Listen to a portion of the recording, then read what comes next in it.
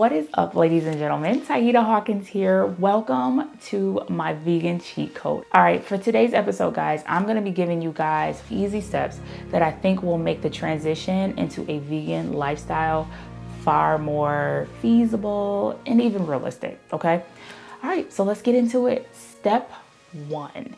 I think it's so imperative that you be very clear about why it is you want to become a vegan in the first place. Everybody's why might differ a little bit, but I think you have to really know what's driving you to do this in the first place. We're pretty much living in a time where the vegan diet has actually gained a lot more popularity to a wider audience. You've got pretty well-known celebrities who are actually vegans at this point in their lives, like Billie Eilish, Stevie Wonder, Elliot Page, my girl Lizzo, Russell Brand, my guy Colin Kaepernick, my girl Maya. On top of that, my girl Beyonce did the challenge, I think back in 2018 leading up to her Coachella performance. Also my auntie Tabitha Brown. I remember when she did a review of the Whole Foods TTLA sandwich, which was a relatively new sandwich at the time, went viral. Then you've got the power of various social media trends, the 7-day, 22-day, 30-day vegan weight loss challenges. A lot of these things kind of take a life of their own. And I think sometimes, although they become more of a buzzword or even clickbaity or trendy, I think it's super important to just make sure that, if you decide to make this plunge into the vegan world, that you absolutely have a real reason beyond just the temporary nature of a diet that you're trying out for a few days. I remember watching What the Hell, and that was like a big game changer for me. Ironically, before seeing that, I remember kind of having these thoughts in my mind like, gosh, it seems like certain occurrences of certain illnesses seem to be more prevalent in communities where meat consumption and dairy is more common than in communities where it is not. And I really didn't know at the time quite how to articulate it, but I knew that something felt a little off to me about what and how we eat, especially in the Western Hemisphere. And I wondered, like, gosh, and I felt like that documentary really kind of filled in a lot of blanks for me and certainly played a big role in me saying, you know what, I think I want to make a transition. And I was just a straight up, omnivore. I ate meat, I ate veggies, I ate dairy. So, it was a relatively big change, but the point is that was my why. So I think it's important that you certainly identify yours as well. Step two, try different product replacements for meat and dairy. When it comes to this, I feel like it allows you to see, oh wow, there's other things that I can eat that kind of give me semblance of fried chicken tenders, or oh, that kind of reminds me of the hard ice cream that I grew up loving and eating in the summertime. So I think it's cool to definitely familiarize yourself with different products out there. As a matter of fact, I actually have a product review series. You definitely want to check that out if you have not already. Now, a couple things I would say: use moderation with products, especially if you are a newer vegan. Guys, some of these products out here are very reasonably priced, but some of them are a bit costly. So if you make your way to the grocery store and you are like, oh, I'm gonna buy this. I was that person, okay, where very quickly, a lot of coins were being spent. Definitely use moderation just to save your pockets a little bit. Also, just from a health lens, I feel like even with vegan products, like anything that's processed, too much of it is just not good for you. So definitely keep that in mind as well. You gotta be fun and creative in the kitchen, people.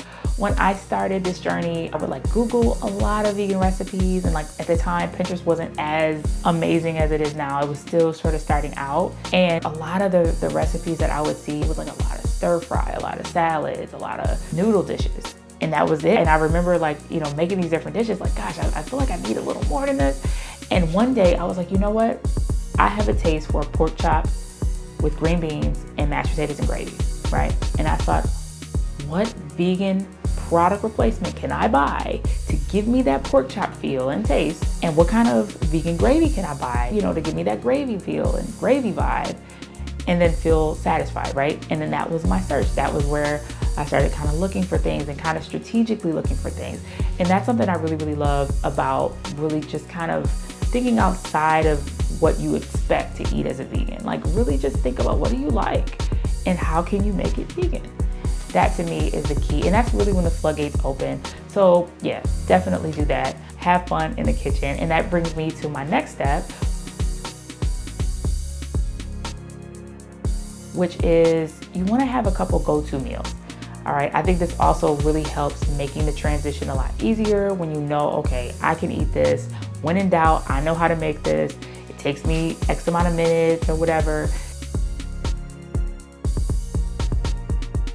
You do not have to become a health guru overnight. I know I get really, really ambitious sometimes. Okay, and then I could probably eliminate gluten, and then I could probably go without eating candy and sugar. And then before you know it, there's like a laundry list of like no's that you now have to abide by. And I just think that personally, it's cool to aspire to things, but I think if you're already kind of newer in your journey, it's a little bit easier to just have like just a little bit that you're biting off to chew versus like having a whole lot to bite off and chew, you know? So I would just say like, just pace yourself. You don't have to become a health guru overnight. Honestly, I still like to have vegan junk food every now and again. You will definitely catch me eating Swedish fish sometimes because that's just how the spirit moved me. And that's what I feel like having. And I'm not gonna beat myself up about it, period. Last step, you guys, I think this is probably one of the most important steps. You have to be patient with yourself. Many of us who have become vegans didn't grow up vegans, right? So you're talking about like behaviors and practices that have been with you for such a very long time that some of it is like a part of your nostalgia. Like when I think back to how lit my Thanksgivings used to be when I was a child, one of the reasons why was, yes, I had a lot of fun with my family because my family's super lit. But I mean, my Uncle TJ's turkey was bomb. My Auntie Van, she made like this beef and broccoli dish. That was incredible. My Auntie Oni, she used to make banana pudding, which is my favorite dessert. And she used to make like this meringue on top that I adored, okay?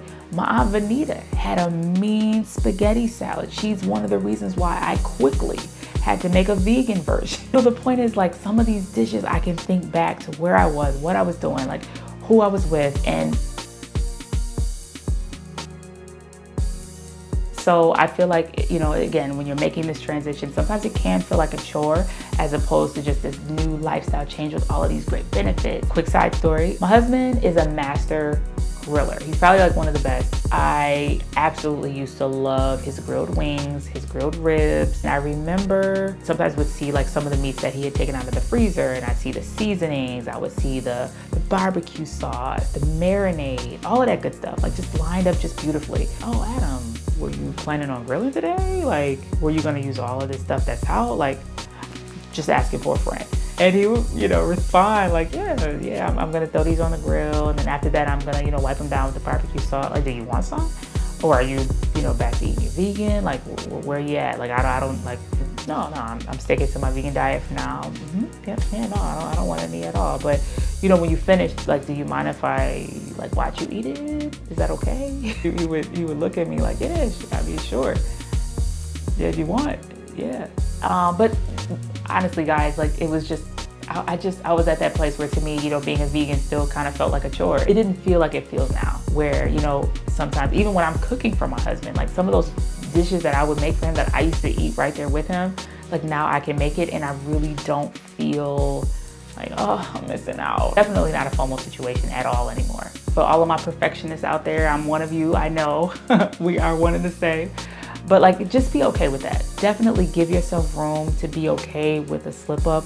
Don't kick yourself in the shins. Don't beat yourself up if you have a day where you just splurge. Just remember these things happen in time. It is a marathon. Give yourself room for that to happen too. Guys, thank you so much for tuning in.